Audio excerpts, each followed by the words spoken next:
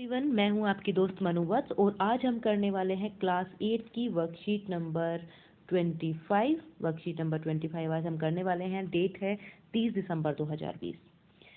Worksheet number 25 के अंदर इससे पहली वाली वर्कशीट के अंदर भी हम प्रकाश वाले चैप्टर को पढ़ रहे थे, जिसमें हमने आँखों की आपको ध्यान कैसे रखना है, ख्याल कैसे रखना है, उनके बारे में पढ़ा था।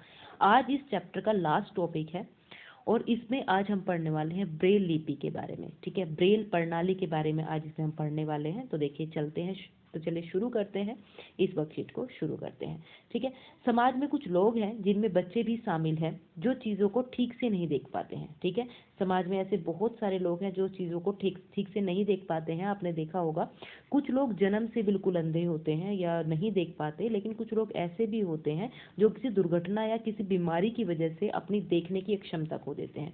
बहुत सारे लोग तो जन्म से ऐसे होते हैं जिनकी जो कि आंखों से नहीं देख पाते। बहुत सारे लोग ऐसे होते हैं जो कि किसी बीमारी की वजह से या किसी दुर्घटना की वजह से उनकी आंखों की रोशनी चली जाती है। ऐसे लोग अपनी अन्य ज्ञानेंद्रियों जैसे सुनना, छूकर, स्पर्श कर महसूस करना को अधिक विकसित कर लेते हैं। मतलब ये लोग आपने देखा होगा जो लोग नहीं देख पाते उनकी सुनने की क्षमता बहुत ज़्यादा होती है, उन्हें बहुत अच्छा सुनाई देता है। वो छू करके बहुत सारी चीज़ों का पता कर लेते हैं कि मतलब क्या चीज़ है क्या नहीं, महसूस वो बहुत जल्दी कर लेते हैं हमारे जो नॉर्मल लोग हैं, मतलब जो देख पाते हैं उनके कंपैरिजन में। ठीक है, तो वो केवल उनकी आंखें उस टाइम मतलब अच्छे से काम नहीं कर रही हैं, लेकिन जो और सारी चीज़ें हैं और जो अन्य ज्ञानेंद्रिय हैं वो अच्छे से काम करती हैं। तो कुछ ऐसे तरीके भी हैं जिससे उनके पढ़ने की क्षमता बढ़ सकती है। ठीक है, तो ऐसी आपने देखा होगा आजकल जो लोग नहीं देख पाते वो भी पढ़ाई करते हैं। तो कुछ ऐसी टेक्निक्स हैं जिनकी वजह से जो ये लोग हैं क्या कर पाते हैं, पढ़ाई कर पाते हैं। ब्रेल विधि, जो ब्रेल विधि है उन संसाधनों में से एक है।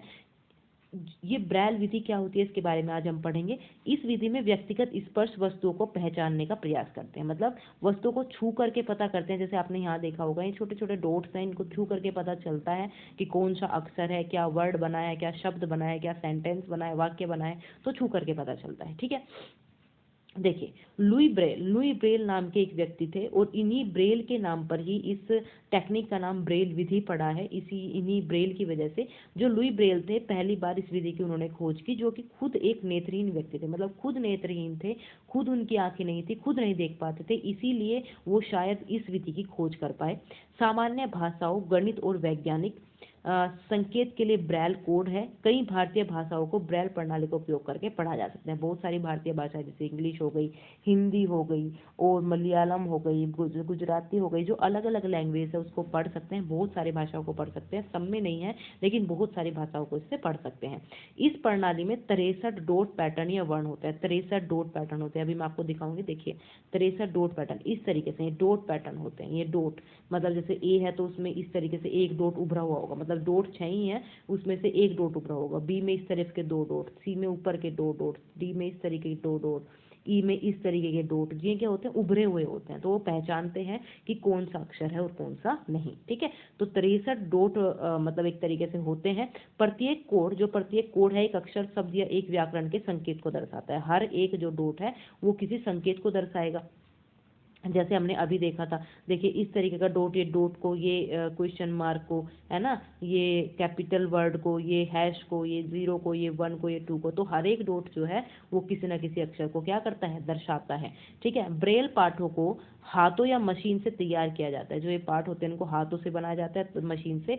आजकल टाइपराइटर जैसी युक्तियां अथवा मुद्रण मशीनें विकसित की गई हैं जो कि इनको बनाती हैं। ठीक है, आगे पढ़ते हैं। देखिए आगे हम क्या पढ़ते हैं, क्या आप जानते हैं जो नेत्रदान है वो कोई भी व्यक्ति कर सकता है। हम अपनी आईज को डोनेट कर सकते हैं, उनका दान कर सकते हैं। यह आंखों के रोगों के साथ कोर्निया अंधापन से पीड़ित लोगों के लिए भी एक मूल्यवान उपहार है। जिन लोगों की आंखें नहीं है या जिन लोग मतलब आंखें ना होने का मतलब जो नहीं देख पाते या जिनको आंखों की बीमारी है, उनके लिए भी एक मूल्यवान उपहार है। नेत्रदान करने वाला व्यक्ति किसी भी लिंग, महिला या पुरुष हो सकता है, महिला भी कर सकती हैं, पुरुष भी कर सकते हैं, बॉयज और गर्ल्स दोनों कर सकती हैं नेत्रदान। किसी भी आयु का हो सकता है जो व्यक्ति है, किसी भी सामाजिक स्तर का हो सकता है, चश्मा पहनने वाला हो सकता है, लेकिन एड्स, हेपेटाइटिस बी या सी, मतलब कुछ बीमारियां जिसको, जैसे अगर किसी को एड्स है, हेपेटाइटिस बी या सी है ना, ल्यूकेमिया है, टिटेनस है, हैजा है, मस्तिष्क अनुसंधान से पीड़ित, जो कि जिसको माइंड की कोई ब्रेन की बीमारी हो, वो मतलब जो है वो नेत्रदान नहीं कर सकता। ठीक है, तो एक व्यक्ति जो नेत्रदान करना चाहता है उसे एक पंजीकृत नेत्र बैंक के साथ एक प्रतिज्ञा लेनी होती है और अपने जीवन काल के दौरान अपनी आंखों को विरासत के रूप में रखना होगा। मतलब जब मृत्यु हो जाती है ना तो उस टाइम मतलब क्या होते हैं जो मतलब ये नेत्रदान करने वाली कुछ संगठन होते हैं, ये आपसे एक मतलब एक तरीके से आपसे प्रतिज्ञा कराते हैं कि आप अपनी आइज का डोनेशन करेंगे, दान करेंगे, और फिर बाद में जा करके क्या होता है मतलब जो ये लोग होते हैं ये आपकी आइज जो होते हैं वो मतलब एक तरीके से ले लेते हैं, और जो लोग जिनको ज़रूरत होती है उनको दे दिया जाता है। ठीक है, let someone see the beauty through your eyes. जब आप मान लो आपकी डेथ हो गई, तो अगर आपकी जब डेथ हो जाती है तो आपको जला दिया जाएगा, दफना दिया जाएगा, अलग अलग धर्म में अलग अलग होगा। लेकिन अगर आप अपनी आइज डोनेट कर लोगे ना तो आप मरने के बाद भी जीवित रहते हो, क्योंकि आप किसी ना किसी के शरीर में हो। आपकी आंखें किसी ना किसी को मतलब आपकी आंखें पूरे संसार को देख रही हैं। आपका शरीर मरा है लेकिन आंखें जिंदा है। Donate eyes, this is only one way you can live after your death. अपनी डेथ के बाद आप केवल जिंदा इसी तरीके से रह सकते हैं जब आप अपनी जो आइज है उसका डोनेशन कर दे, क्योंकि आपकी आंखें पूरा संसार देख रही हैं। ठीक है, अब देखिए ब्रेल प्रणाली क्या है और यह प्रणाली किसने विकसित की थी। देखिए हमने अभी पढ़ा था ब्रेल प्रणाली क्या है। ब्रेल प्रणाली क्या है जरा देखते हैं। ये देखिए ब्रेल प्रणाली थी, इससे क्या हो सकता है, पढ़ा या लिखा जा सकता है। इसमें 63 पैटर्न होते हैं, और इसको किसने किसने विकसित किया था, किसने विकसित किया था भाई, लुई ब्रेल ने विकसित किया था। ठीक है, ये हो गया। अब क्वेश्चन नंबर 2 देखते हैं। सही या गलत को चिन्हित करें। महिला या बच्चा आंखें दान नहीं कर सकता, ये गलत बात है, कर सकते हैं।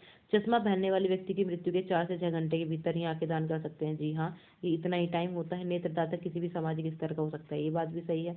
हाइड्रोलिसिस ल्यूकेमिया से ग्रस्त व्यक्ति नेत्रदान कर सकता है, ये बात गलत है। अगर किसी को ये बीमारी है तो नेत्रदान नहीं कर सकता।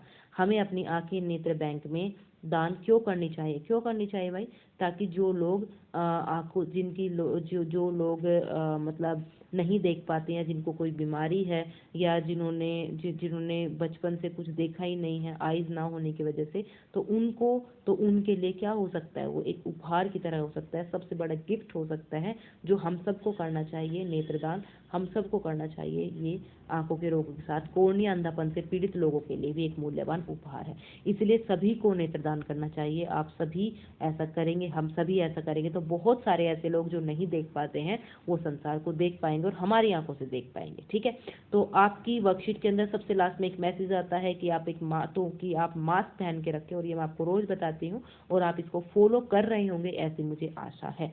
तो अगर आपको आज की वर्कशीट बहुत सिंपल थी, बहुत ही सिंपल थी, हमें केवल ब्रेल लिपि के बारे में पढ़ना था, जो कि जो नेत्रहीन व्यक्ति होते हैं उनकी पढ़ाई लिखाई के लिए एक लिपि यूज होती है, ब्रेल प्रणाली। यही होता है ब्रेल प्रणाली, जिसके अंदर डॉट्स होते हैं और अलग अलग लेटर्स को बताते हैं। तो इसी के बारे में हमें आज पढ़ना था।